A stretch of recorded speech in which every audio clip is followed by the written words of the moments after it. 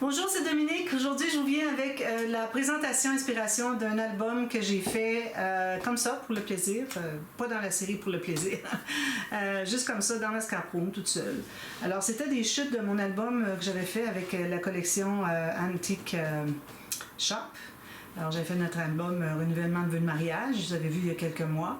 Alors, je l'ai coulé les chutes. Hein? Je suis encore avec les chutes. Vous allez voir plusieurs albums.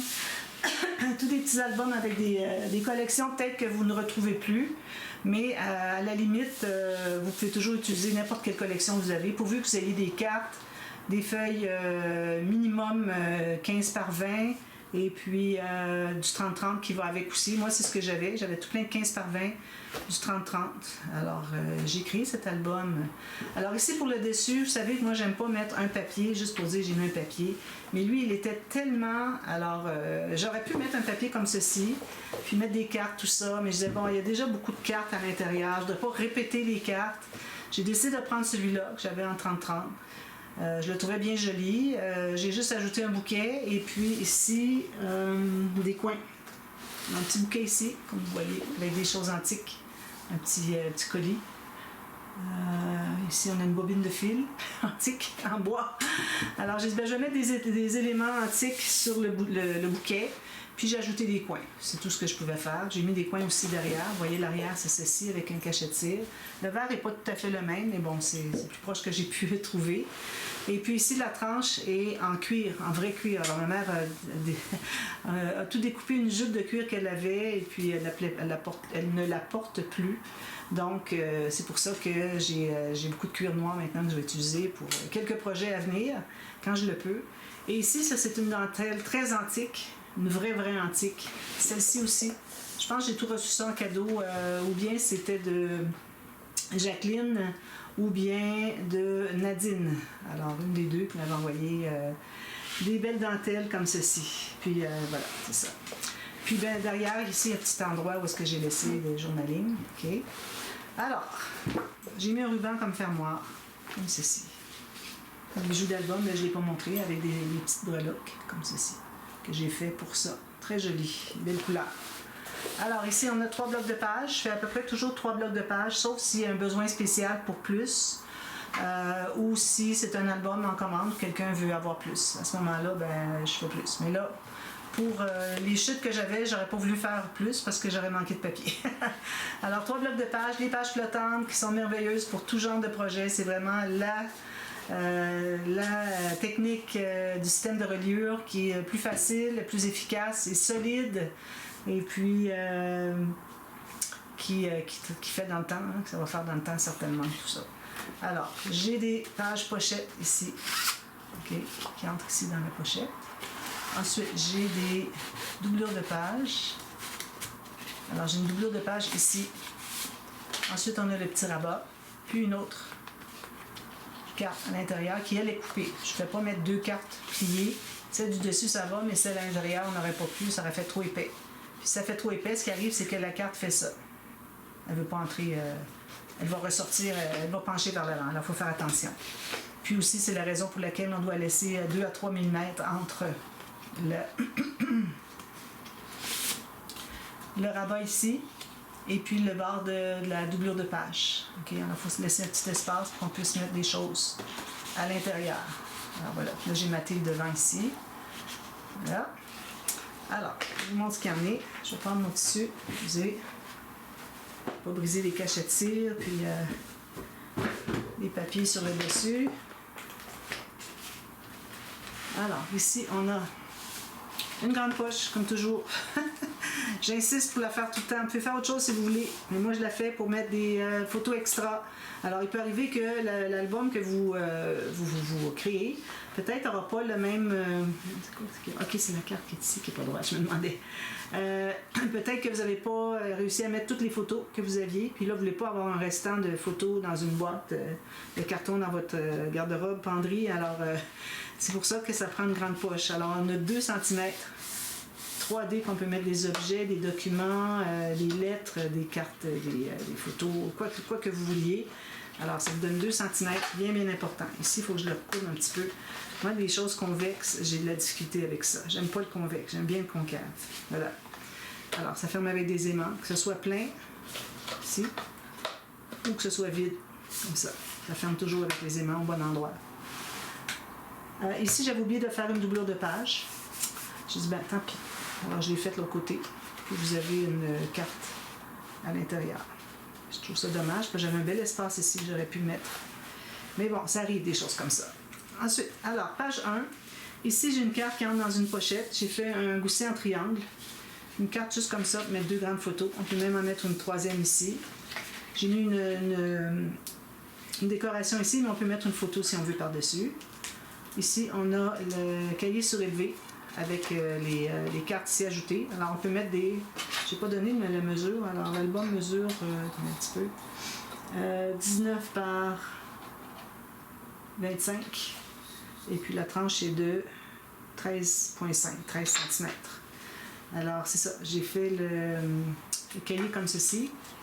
Et puis, ici, on peut mettre des photos 9 par 13, plus un espace journaling en bas ou en haut, comme vous voulez. Puis, on a les cartes ici.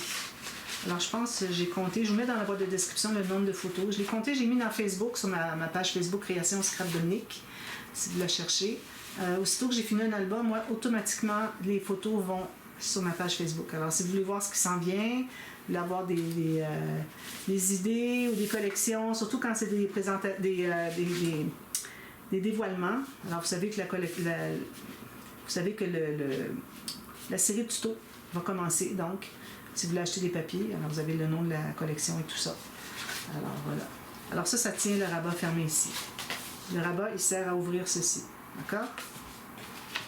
J'aime bien faire ça. C'est simple. Pas d'aimant, pas quoi que ce soit. Juste le... C'est un peu comme si c'était un fermoir camouflé. Ça fait le même effet. Peut-être un petit peu plus lâche, mais pas beaucoup. Alors ici, comme je vous ai montré, vous avez les cartes. Vous avez ça dans le côté A des 3 blocs. Ici, alors là, j'en profite pour le plier. Il faut le plier bien comme il faut pour avoir plus de souplesse. Voilà. Alors ici, j'ai fait une petite pochette. J'ai mis un espace en serre ici pour mettre un petit tag, quelque chose, hein, comme ça. Ici, à l'intérieur, j'ai mis une petite enveloppe qu'il y avait de la collection. D'ailleurs, il me reste encore des papiers. Mais là, je ne voulais plus en faire, mais plus tard. Et puis, un petit tag comme ceci. On peut mettre une photo, on peut écrire des choses avec un crayon plus foncé. Puis, ça ici, c'est plié, excusez, je vais juste le corriger. À force de l'entrée, le papier s'est déplié. Alors, si je le colle, il ne se dépliera plus jamais. Voilà, comme ceci. Alors, à l'intérieur, ici, avant d'aller à l'intérieur, ici, vous avez la carte qui se lève debout. La carte debout. Alors, grands espaces ici, 13 par 18. Je crois qu'on a 18. Oui, on a 18 tout juste. Oui, 18 tout juste. Ici, on peut mettre une... on peut pas mettre une 13 par 18. 13 par... J'ai... Ah, ben oui, 13 par 18 aussi. Voilà, ça se descend comme ça. C'est trop beau, hein? Puis ici, ben, il y avait un petit fermoir qui s'était enlevé. Alors, ensuite, si on enlève ici, on lève et puis on a 4 cartes twist. Voilà. Avec les pochettes ici qui vont jusqu'au fond. Alors, vous avez 28 cm de longueur pour mettre des photos. Espace journaling, comme vous voulez. Tout ça est caché ici. Vous avez la même chose en haut ici. D'accord? Alors, voilà. 4 cartes twist. Voilà. Il donne un petit élan, celui-là. Ensuite, la prochaine page. Alors, vous voyez ici, on a un bel espace, puis ça fait que les pages se couchent bien. Alors, prochaine page ici. Premièrement, j'ai fait un petit marque-page ici, parce qu'il me restait un espace ici après avoir fait la bande transverse ici pour une carte. Une fois que vous allez avoir mis des photos à l'intérieur, ça va être plus serré. Ou bien vous le mettez sur le côté, il ne tombera plus. Okay? Alors ici, ça c'est juste décoratif. Alors on ouvre ici. Ici on a... Alors ça c'est le porte de château. Espace 13 par 18. 18 par 13. Oui. 13 par 18. Ici 10 par 15. Puis voilà, c'est tout. Quand on le ferme comme ceci. Très facile, hein? C'est pas un projet difficile. Je prends des pop-up qui sont pas trop difficiles, mais pas pour débutants nécessairement. À moins que vous soyez débutante depuis un bon bout, que vous êtes presque rendu intermédiaire, bien là, ce sera un bon projet pour vous. Alors, ici maintenant. Alors là, j'ai une cascade à bande tirette. Plusieurs photos. J'ai mis 8 cartes, je crois. 1, 2, 3, 4, 5, 6, 7. 3, 4, 5, 6, 7 photos. 7 espaces photos. Puis, la façon que je fais, à cause de l'image interrompue ici, on a des bandes de papier pour pouvoir voir des boîtes photos, surtout qu'on est sur le dessus d'une page. Alors, je calcule mes cartes pour que ce qui reste ici soit d'un format standard. Alors ici, moi, je prends, j'ai 9 par 13. 13 et puis 9, c'est ça. Alors, vous avez 9 par 13 sur les deux côtés, tout le temps, tout le temps. Vous n'avez pas besoin de couper des photos. Il faut toujours faire les cascades comme ça maintenant. Alors moi, si vous regardez des vieilles photos, des vieilles vidéos sur ma chaîne, ben, je ne le faisais pas. Mais j'ai réalisé que c'était embêtant parce que on a toujours des bouts de photos à couper ou des espaces qui restent.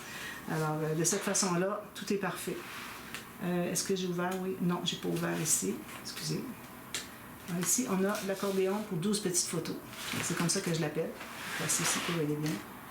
Alors ici, on a des photos 7,5 par 10. Je suis toujours du côté de pouce. 7,5 par 10. Ici, on a 7,5 par 7,5. Puis, on a des grandes cartes ici, dans les pochettes. Moi, je fais toujours cette interaction-là sur des pochettes, qui fait que ça donne beaucoup d'espace photo en plus. Sinon, c'est juste des petites photos, puis il n'y a rien d'autre sur la page. C'est pas l'idéal. Voilà. Ensuite, alors ici, j'ai la carte fermoir. Alors, j'ai maté le bas parce que je ne voulais pas qu'on voit des bas de photos, parce qu'on est sur un dessus de page. Alors ça, c'est une interaction que je fais toujours sur le dessus d'une page. Okay. Alors, espace photo ici. On peut mettre quelque chose à l'intérieur. Puis ici aussi. Et c'est comme ça. Ça garde les deux volets fermés. Alors là, ici, je vais quand même ouvrir le fermoir. Ici, vous voyez, je l'ai fait avec la partie coupée ici. Pour qu'on ait... Est-ce que c'est dans cette vidéo-là que je vous ai parlé de... Non, c'est l'autre que je viens de faire tout juste avant. Alors, je fais des onglets rotatifs maintenant qui ont la petite partie... Quand on calcule où est-ce que c'est qu'on va mettre... on va l'installer avec la tâche parisienne. Mais en enlevant un petit peu de l'arrondi, on se trouve à être plus proche du fermoir, ce qui fait que quand on ferme ici, ça tient beaucoup mieux au lieu d'être à moitié ici. Alors, c'est la façon de faire maintenant. C'est l'idéal avec juste couper la partie qui se trouve à être ici. D'accord? Alors, ici, on a ceci. Ici, on peut faire soit journaling, expliquer des choses, mettre des petites photos, coller des billets de train, quoi que ce soit. Alors, vu que c'est un album vintage, alors à ce moment-là, peut-être qu'on a des vieilles photos qu'on voudrait mettre à l'intérieur. Moi, c'était parfait pour notre renouvellement de vue de mariage. Les couleurs étaient idéales. Alors, je me suis bien amusée à faire ça. Si vous voulez le voir, je vous mets dans le bas de la description le lien pour aller voir. Je l'ai fait en tuto. Alors ici, on a une petite enveloppe encore, comme ceci. Je ne suis pas certaine qu'il me reste encore des papiers. Je me souviens que j'avais cette enveloppe-là, mais je ne suis pas sûre d'avoir utilisé toutes les enveloppes. Alors ici, j'ai mis des petites découpes, des découpes de collection. Lui, il faut que je le mette plus au centre, sinon je n'arrive pas à le fermer. Comme ceci. Puis ensuite, on ouvre, puis on a le tournis. 2 cartes tournis. Moi, j'appelle tournis parce qu'à force de regarder, on vient étourdi. Puis être étourdi, au Québec, un ancien terme qui dit avoir le tournis. C'est pour ça que je l'appelle comme ça. Alors ici, on a 2 espaces photos 9 par 13, 10 par 15. Oui, avec journaling en bas en haut, comme vous voulez. C'est fermé avec un aimant. Encore un espace photo 7,5 par 10. Ici, 7,5 par 7,5 ou espace journaling. Parce qu'il faut bien mettre des espaces journaling aussi. Ici, j'ai mis des petites cartes comme ceci. C'est comme si j'avais fait des pochettes sur le côté. Alors j'aimais mieux ça que d'avoir ici. Je veux dire en haut et en bas, au lieu d'avoir sur le côté. Donc ici, ben là, finalement, c'est recollé. Il faut que je le recolle. Voilà, j'aime bien ça. On ferme comme ceci. Alors, ça, c'était la page 3, 5. Ici, la page 4, 6, voyons, je ne sais plus compter. Alors, vous voyez, ici, j'ai encore mon petit onglet rotatif avec la partie droite qui fait qu'on est beaucoup plus rapproché du fermoir qu'avant. Ici, une belle petite carte, je trouvais jolie. L'image que je préférais était celle-ci avec l'ancien gramophone qu'on appelait. Alors ici, on peut mettre 3 photos. Puis ici, j'ai une autre carte photo. Puis on peut en ajouter si on veut, tant que ça peut entrer à l'intérieur des pochettes. Ensuite, ici, on lève. On a... Alors ça, c'est le cahier sur plateforme. Okay. Comme ceci. Alors, on peut mettre des photos à l'intérieur. Ici aussi. Puis ici, on peut mettre une photo complète parce qu'on est à l'intérieur d'une page. Donc, il n'y a pas de souci. Espace journaling qu'on peut mettre dessous ici. Puis ici, j'ai ouvert. Alors moi, quand je l'avais travaillé, celle-là, je l'avais travaillée de côté. Faites attention quand vous travaillez de côté. Alors mes cartes, je les avais mis dans l'autre sens. Puis j'avais mis mes deux rabats qui ouvrent vers le bas. C'est-à-dire que le fermoir est en bas. Alors là, si j'avais su que j'étais dans l'autre côté, j'aurais mis un de l'autre côté ici pour balancer un peu. Mais bon, ça va. Alors on a 2 espaces photo de plus. Puis ici, c'est laissé ouvert. Non, c'est collé. Puis ici aussi. C'était trop... lui était trop fragile pour le laisser ouvert. Donc je dis lui aussi, je vais le laisser ouvert. Avec du beau papier, vraiment très joli. Alors, attendez un petit peu. J'ai pas fermé lui. Ici, on ferme avec l'onglet rotatif, qui est très efficace maintenant. Moi, j'aime toujours optimiser, trouver une meilleure façon. Quand il y a un problème, quelque chose qui n'est pas 100%, je dis bon, qu'est-ce que c'est qu'il faut qu'on répare? Alors, c'est ce que j'aime faire. Ici, une autre belle image que j'aimais beaucoup. Alors, un cahier journalier, j'ai mis du papier teint au café, celui-là. Alors, j'ai teint au thé, teint au café. Le café, il est plus foncé que teint au thé. Mais ça dépend toujours de la force de votre café. Si c'était un café faible, peut-être qu'il ne sera pas aussi foncé. Puis ici, j'ai mis ma petite carte préférée, comme ça, pour espace en salle, pour mettre 2 photos ici. Je peux même en ajouter qui ne sont pas sur le cadre de photo. Puis ici, comme j'avais parlé, j'ai la doublure de page. Alors voilà, j'espère que ça va vous inspirer un petit peu. Alors, il n'y a pas de tuto, comme vous voyez. Quand ça s'appelle présentation, inspiration, c'est qu'il n'y a pas de tuto. Alors, ce sont toutes des installations que j'ai déjà faites. J'ai déjà mis, je crois, le nom de tous les pop-up qu'il y a à chaque page pour que vous puissiez les retrouver si vous voulez les faire. Alors, vous allez avoir, dépendant de quand est-ce que c'est que cette vidéo ici va être publiée, vous allez avoir soit déjà vu ou va venir bientôt. Alors, c'est au mois de septembre, début septembre, je vais publier l'annexe 2025 de mon livre Le Scrapbooking démystifié. Alors là, vous avez tous les noms des pop-up. Alors, en l'écrivant dans la boîte de description, ensuite vous allez à l'annexe, si vous l'achetez, 7 € ou 10 $ canadiens. Vous avez 50 pop-up à l'intérieur. Alors, tous les pop-up que je fais, ils y sont, d'accord? Il y en a que je ne fais plus, ou bon, j'aime pas vraiment faire en tuto parce qu'ils sont difficiles, ajustement, tout ça. Alors, ça prend trop de temps sur un tuto.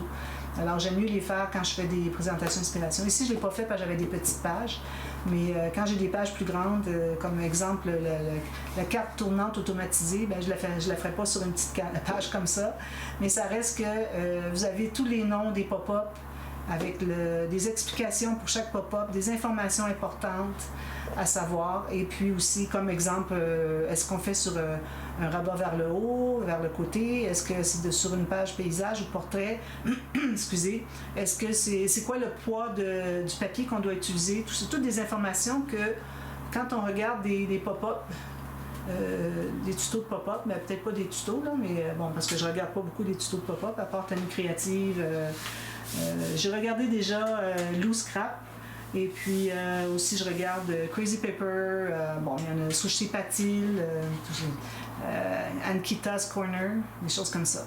Alors ça veut dire que moi, c'est là que quand je regarde des tutos, finalement, ils ne parlent pas vraiment du poids de papier. Il y a Sushi Patil qui en parle. Alors, elle écrit le poids du papier. Alors déjà, ça c'est bien, mais sinon, on ne sait jamais. Okay? Peut-être Lou Scrap le dit, je ne me souviens pas, mais bon.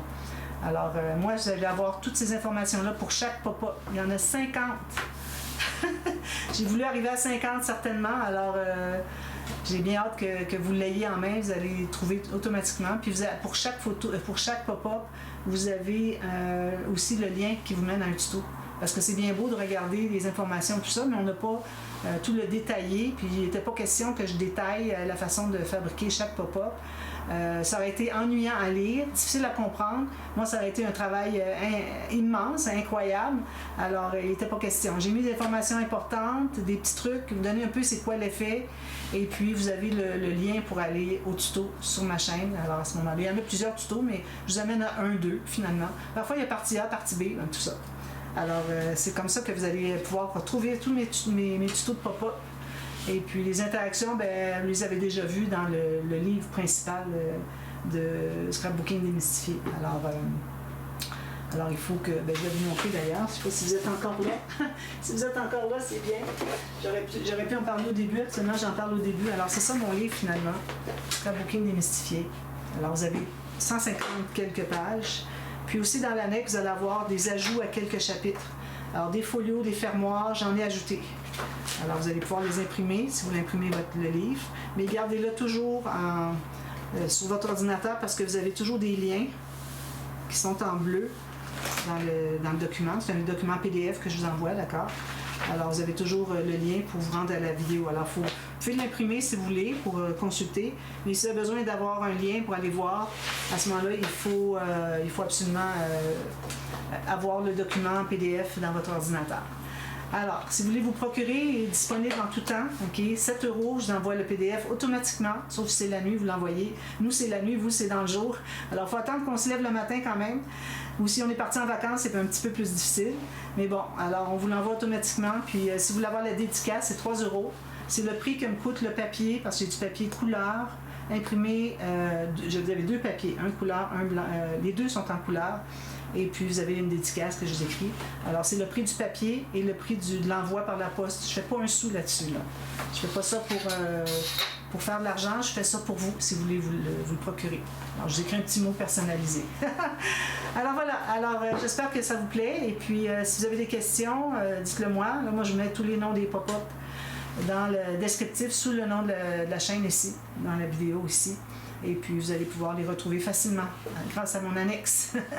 Alors voilà, je vous revois très bientôt pour une autre vidéo. Merci. Bye bye.